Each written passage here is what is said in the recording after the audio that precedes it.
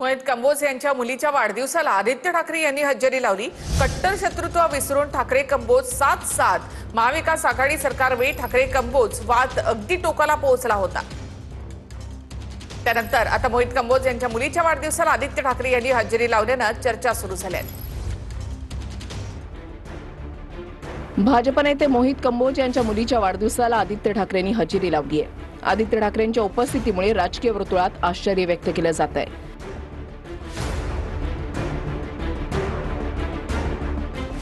त्यामुळे मोहित कंबोज आणि ठाकरेंमधील शत्रुत्व संपलं का अशा चर्चा राजकीय वर्तुळात सुरू झाल्यात। कंबोज यांच्या मुलीच्या वाढदिवसाला शनिवारी मुख्यमंत्री फडणवीसांसह अनेक मोठ्या राजकीय नेत्यांनी सेलिब्रिटींनी हजेरी लावली होती। या वाढदिवसाला आदित्य ठाकरे आणि मिलिंद नार्वेकर यांचीही उपस्थिती होती। मविया सरकारवेळी ठाकरे कंबोज वाद टोकाला पोहोचला होता। गुवाहाटीला गेलेल्या शिंदेच्या आमदारांसोबत मोहित कंबोज दिसून आले होते। त्यामुळे ठाकरेंच्या नेत्यांच्या निशाण्यावर मोहित कंबोज होते। त्याचवेळी मोहित कंबोज यांनी देखील ठाकरेंवर सातत्याने टीका केली होती। तर कंबोज यांच्या मुलीशी आमचं काही वैर नसल्याचं अंधारे म्हणाल्या। कंबोजच्या पोरीशी आमचं काही वैर असायचं काही कारण नाही, हा एक भाग आहे। आणि मला वाटतं की जगात इतके सगळ्या उलथापालथी मोठ्या होत आहेत, त्याच्यावरचे प्रश्न सोडून आपण या प्रश्नावर का अडताय कळत नाहीये।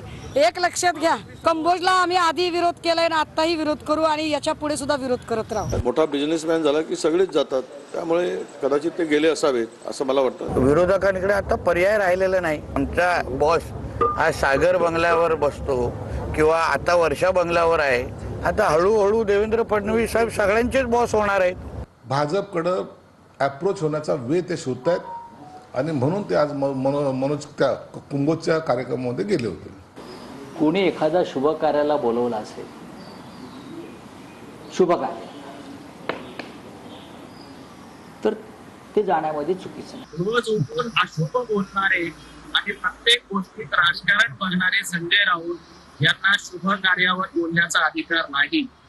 रोज उठून अशुभ बोलायचं, रोज उठून खोटं बोलायचं, एवढाच धंदा संजय राऊतांना उरलेला आहे।